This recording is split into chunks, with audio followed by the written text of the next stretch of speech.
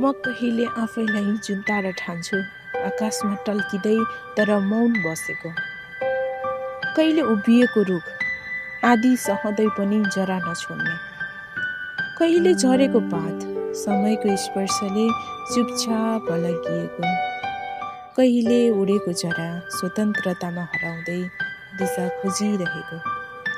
यस्तै प्राकृतिक अनुहारहरूमा म आफैलाई देखिरहेकी हुन्छु। त्यसैले होला म प्रकृति प्रेमी केटी हुँ।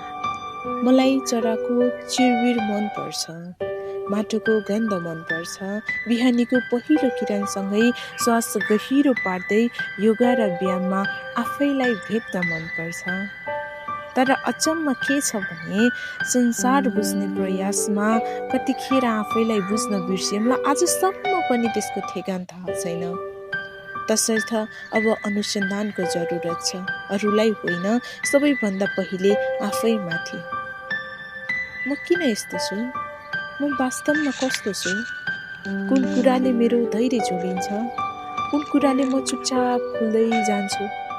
यस्तै कुराहरू बुझ्न आफैले आफ्नो मनभित्र गहिरा खाल्डाहरू खन्नु पर्नेछ। मैले दिनमा खाएका 100 ठक्करले हो कि मनको असमझदारीले म कहिलेकाहीँ आफूलाई सबैभन्दा सानो देख्छु। आफूलाई अरूको छायामा दाजेर हेर्छु। तर के म साँच्चै सानो हुँ? यदि हुँ भने कुन ठाउँमा कुन कमजोरीले मलाई झुकाइरहेको छ? र यदि म सानो होइन भने मेरो बल कहाँ लुकेको छ? म भित्रका बलिया कुराहरू के हुन्? ती बलहरू कुन अनुभवले जन्माए? कुन चोटले मलाई बलियो बनायो? कमजोर क्षणहरू आएपछि म कसरी उभिन्छु? भाँचिएपछि म कसरी आफैलाई जोड्दै जान्छु? तसर्थ अबको खोजी हुनेछ आफैलाई चिन्नु छ मैले, र केही गर्नु छ जिन्दगीमा। कति कुरा सोचेका भए, तर धेरै कुरा नसोचेका भए। एउटा काम गर्छु भन्दा अरू भए, रोएँ, कराएँ, सहयोगको माग गरेँ। अन्ततः मैले नसोचेको कुरा मैले सोचेरै छाडेँ। सायद धेरै राम्रो हुनलाई होला मैले नसोचेका घटना परिघटना घटेका। तर पनि ठिकै छ, म सङ्घर्ष गरिरहनेछु, अघि बढ्नेछु। म अलि धेरै सोच्ने मान्छे, भनौँ न चाहिने भन्दा धेरै। साँचो भनौँ भने धेरै सोचेर धेरै कुरा बिग्रेका छन्। यति धेरै सोच्छु कि धेरै सोचेर गरेको सानो काम भविष्यमा गएर पछाडि फर्कदा आफैप्रति खिन्नता अनि हाँसो आउँछ।